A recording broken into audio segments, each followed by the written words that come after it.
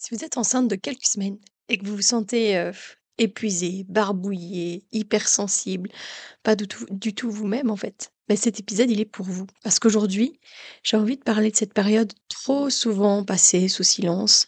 Je vais parler du premier trimestre parce que c'est le trimestre où le corps travaille évidemment, très, très fort, 24 heures sur 24, 7 jours sur 7 et où, souvent on est au bout du rouleau alors que personne ne le voit.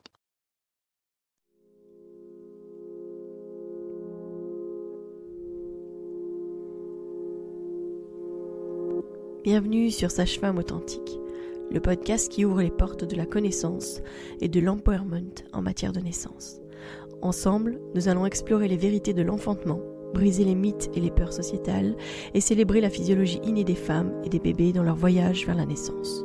Au cœur de chaque épisode, je vous emmène à la découverte des pratiques authentiques des sages-femmes, loin des murs hospitaliers, que ce soit à domicile ou en maison de naissance. Je suis Mélissa Chambard, sage-femme et maman de 5 enfants, et ici je vous partage mon expérience, mes conseils pratiques, mes découvertes, ainsi que des histoires inspirantes de parents, de sages-femmes et de professionnels de la périnatalité. Ceci pour que vous soyez pleinement acteur de la naissance de votre bébé, peu importe le lieu où vous avez choisi de l'accueillir, dans l'authenticité, la bienveillance, la force et la puissance. Allez, vas-y.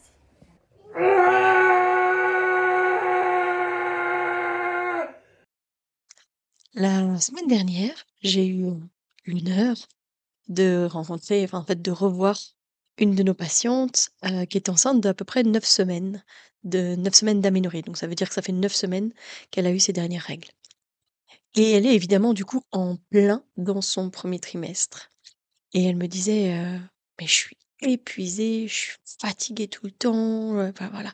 On a vraiment parlé de tout ce tsunami qui se passe, à l'intérieur du corps des femmes. Pourtant, la norme sociale, elle dit quoi? N'annonce pas ta grossesse avant 3 mois. Ne dis pas que tu es enceinte avant d'avoir atteint tes 3 mois. Pourquoi? Bah, comme si le deuil périnatal était plus facile si on l'avait pas dit, comme si on allait, traverser, la perte d'un bébé, comme si de rien n'était juste parce qu'on ne l'avait pas partagé. Je crois que c'est plutôt pour les autres. C'est les autres qui sont protégés, pas vous, clairement. Parce que oui, si on ne l'annonce pas avant 3 mois, c'est à cause de cette idée de je vais reparler de ce mot que je déteste, mais de la fausse couche. Et pourquoi est-ce que c'est problématique d'ailleurs, ce mot fausse couche? Rien n'est faux. Rien n'est faux dans c'est pas une fausse grossesse, c'est pas un faux accouchement, c'est pas un faux travail. Enfin, les femmes qui traversent une épreuve comme celle-là, elles le disent, c'est bouleversant, c'est difficile, c'est, voir tout ce sang, ces douleurs et cetera. Ça n'a rien de faux. On devrait utiliser des termes comme arrêt de grossesse ou perte de grossesse, mais jamais utiliser ce mot, que la langue française a choisi d'utiliser dans ce genre de situation. Changeons les paradigmes autour de ça. Donc, moi, je parle plutôt d'arrêt de grossesse ou de perte de grossesse. Comme ça, vous le savez. C'était un petit aparté, mais voilà et tout mon soutien aussi à toutes, les mamans qui passent par là, parce que ça aussi, on n'en parle pas assez. Je vous avais fait un petit épisode là-dessus. Je vous remettrai en lien dans la description. Alors, je pense que le premier trimestre, c'est vraiment une période où on a besoin de soutien et pas de silence. Donc, autant l'annoncer aux personnes qui sont le plus proches de vous, les personnes avec qui vous avez envie de partager aussi cette bonne nouvelle. Parce que si vous êtes enceinte, que c'était votre choix, que c'était le moment, enfin voilà, que vous le vivez bien, ou même si c'était un peu surprise, mais que vous le vivez bien, vous avez envie de le crier, de le dire, enfin et tout votre corps crie qu'il est enceinte. Donc en même temps, c'est pas évident de juste, l'oublier. Je pense que pour, les compagnons et les compagnes, c'est parfois un peu plus difficile parce qu'ils ne vivent pas ce tsunami intérieur. Mais les femmes, à la fois, c'est pas palpable. Je me souviens de juste me dire, «OK, je suis enceinte, j'ai fait pipi sur un test de grossesse, il y a ces 2 lignes qui sont apparues, mais après, quoi? Qu'est-ce qui se passe?» Enfin voilà. Jusqu'à ce que justement les hormones se mettent en route et là, j'avais aucun doute sur le fait que j'étais enceinte et que mon corps travaillait énormément.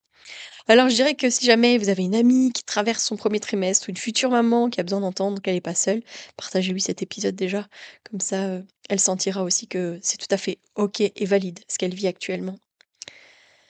Alors tout simplement, ce tsunami hormonal, c'est quoi? Bah, c'est, les bêta-HCG, c'est la progestérone, c'est les œstrogènes, c'est des hormones qui augmentent en flèche pour maintenir la grossesse, préparer le corps, et cetera. Ça monte, certaines montent de manière exponentielle chaque jour. Donc vous imaginez, vous n'avez jamais vécu une situation comme celle-là. Je veux dire, hormonalement parlant, l'un des plus gros tsunamis qu'on traverse, c'est l'adolescence. À côté, c'est du pipi de chat, vraiment. Donc là, c'est comme si le corps passait d'un mode veille à un mode marathon, mais alors sans échauffement. Autant dire que c'est très, très, très difficile. Le corps, il travaille non-stop pour construire un placenta, développer un petit embryon, fabriquer l'embryon. C'est-à-dire qu'on fabrique le petit cœur, on fabrique, les os, on fabrique la peau. Enfin, ce premier trimestre, il faut pas oublier que c'est le moment où on construit. C'est là où, en plus de ça, c'est fragile. C'est un processus qui est fragile, à la fois qui est tellement, puissant, tellement naturel et cetera, mais qui est aussi très fragile et et créer un petit embryon, créer un petit être, ça demande énormément de choses. Le corps va les puiser dans les réserves de la maman. C'est pour ça que en préconception, c'est aussi hyper intéressant d'avoir déjà bien équilibré les choses au niveau de son alimentation, au niveau de ses apports et cetera. Peut-être avoir pris des compléments alimentaires si jamais c'était nécessaire. Parce que justement, ce petit bébé, aussi petit soit-il, va venir pomper énormément. En fait, le corps va venir pomper énormément de choses pour construire ce bébé. Et ça, on n'en parle pas assez. C'est un job 24/24, 7 jours sur 7, mais déjà tellement fort et c'est pas la taille du bébé qui compte là. C'est le travail qui est en train d'être effectué. C'est le fait justement de faire, de faire ce bébé, de le fabriquer. Ça va maintenir aussi la muqueuse utérine, réguler la température interne et cetera. Donc c'est vraiment énorme ce qui se passe à l'intérieur et pourtant dehors, faut faire comme si de rien n'était. Les mamans en dehors de leur cocon, en dehors de chez elles, en dehors, voilà de avec leur partenaire de vie ou avec leur famille très, très proche, elles doivent faire comme si de rien n'était. Elles vont au travail, elles font les trajets, elles doivent s'occuper des autres et cetera. Mais les symptômes physiques, c'est pas juste dans la tête, hein, d'accord? Les femmes, elles ont parfois des nausées, des vomissements. Parfois, les nausées, c'est, H24. C'est pas seulement le matin comme on nous le fait croire. On dit: «Ah oui, les nausées du matin» et cetera. Et il y a des femmes qui me disent: «Moi, c'est le soir. Le soir, impossible pour moi de manger. Si je mange, je suis pas bien». Il y a cet odorat qui est exacerbé. C'est comme un radar pour, détecter ce qui est pas bon, ce qui risque de devenir pas bon, en tout cas. Moi, je me souviens enceinte avoir eu vraiment et bizarrement une sensibilité différente à chacune de mes grossesses. Mais je me souviens pour mon premier c'était tout ce qui était odeur mécanique et moi j'allais à l'école en métro. Autant dire que c'était un supplice et que, je vomissais systématiquement en sortant du métro. J'essayais de maintenir ma respiration, de me calmer dans le métro et cetera, mais à un moment ou à un autre, en fait, c'était plus possible et je finissais par vomir. C'était assez problématique. J'ai beaucoup vomi pour mon premier, beaucoup, beaucoup, beaucoup. Je me rappelle sortir des cours, vomir dans une poubelle, enfin, c'était extraordinairement difficile. Heureusement que j'étais dans une école, de sage-femme, donc pour le coup, j'ai pu, tranquillement vivre, ces inconvénients de la grossesse. Ça a peut-être été quand même un peu plus difficile pour les autres, bah, voilà, parce que j'ai fait du soin à domicile quand j'étais enceinte, j'ai fait et c'est vrai que ça, c'était beaucoup plus difficile. Les odeurs corporelles des gens peuvent être, difficiles. J'ai des femmes qui me disent: «Je ne supporte plus l'odeur de mon mari. Il me ça me rend malade». C'est très difficile. Ça peut être, des odeurs parce que, je sais pas moi, il met un aftershave qu'elle ne supporte pas ou alors ces odeurs corporelles tout court, l'odeur de tabac, enfin voilà. Je me rappelle aussi, le linge. Pour Claude, les odeurs qui me dérangeaient le plus, c'était les odeurs de, comment dire? C'est vraiment de problème d'humidité. On avait d'ailleurs une de nos patientes qui habitait dans une maison où il y avait un réel problème d'humidité. C'était très, très, très compliqué pour moi d'y aller parce que vraiment je sentais comme si, j'avais mis le nez dans un bac de linge, qui était resté humide, pendant plusieurs jours, quoi.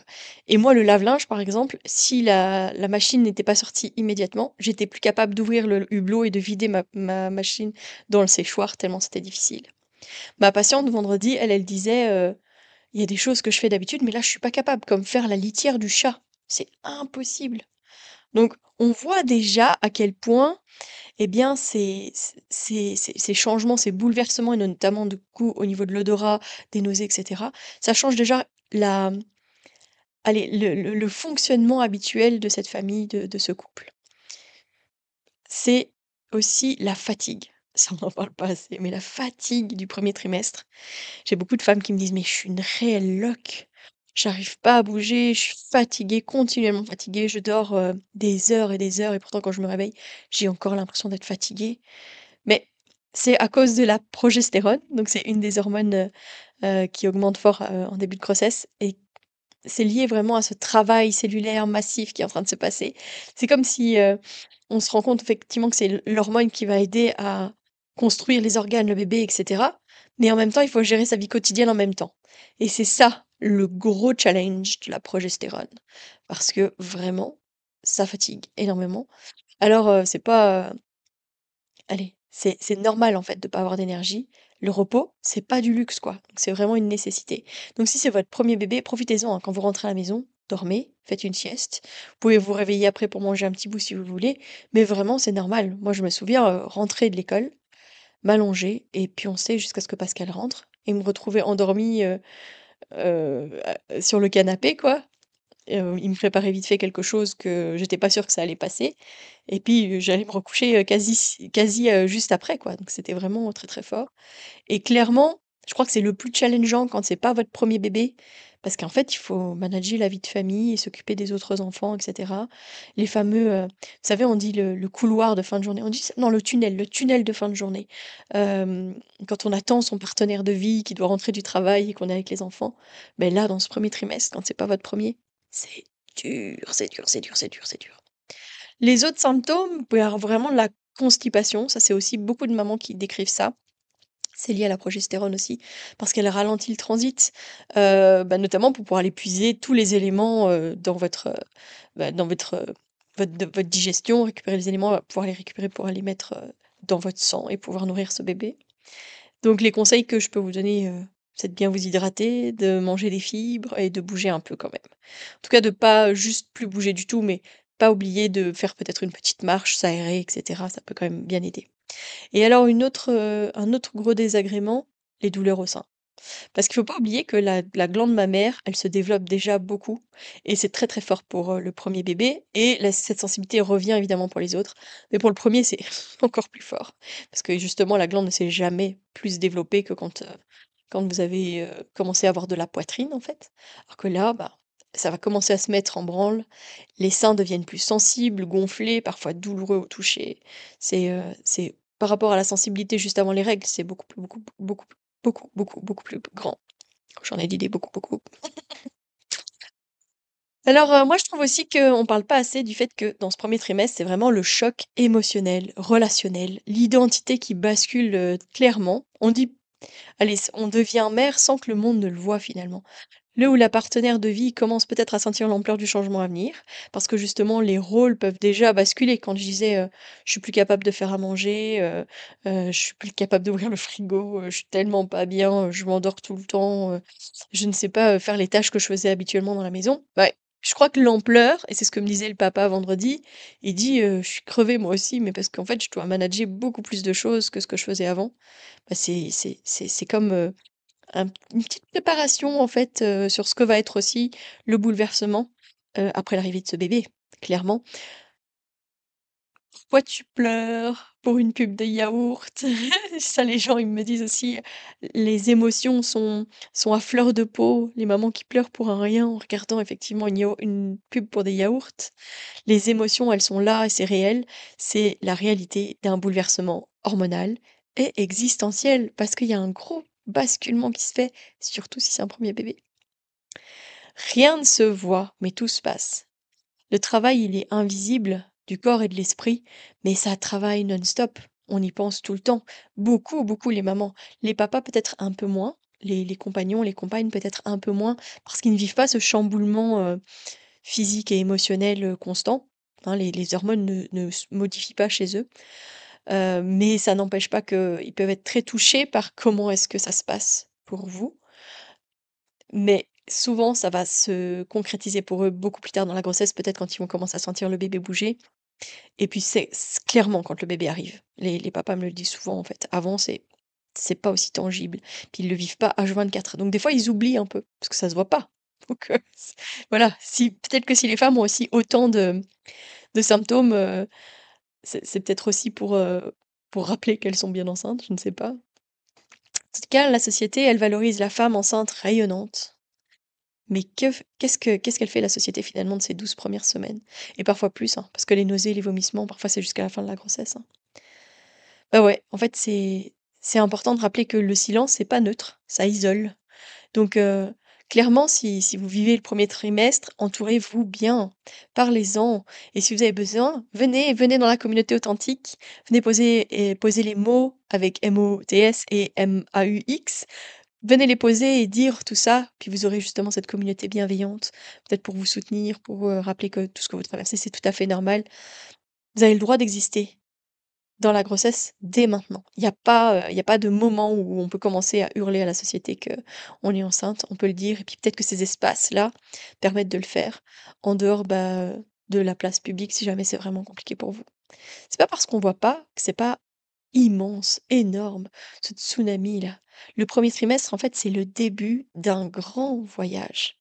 Si vous êtes fatigué, que vous avez mal au cœur, que vous n'arrivez pas à gérer comme d'habitude, que vous êtes faible, que vous êtes en train de créer la vie, rappelez-vous de ça.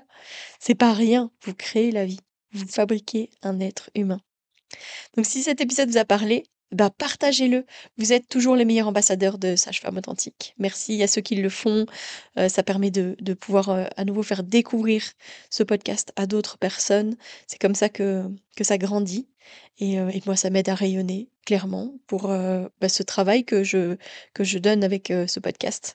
Parce que c'est toujours un plaisir, mais il y a ce besoin, voilà, de grandir pour aussi tout ce qui va s'en venir, cette année. Et vous pouvez venir partager votre vécu dans la communauté, vous pouvez venir vraiment, vous déposer. C'est vraiment un espace que j'ai voulu créer pour que vous soyez, soutenus, donc n'hésitez pas à l'utiliser. Si vous voulez parler plus, d'autres, choses de la grossesse, n'hésitez pas aussi à venir me poser des questions. C'est toujours, un plaisir de pouvoir créer un épisode pour vous. Je vous donne rendez-vous mercredi pour l'épisode de Questionner la sage-femme et d'ici là, portez-vous bien.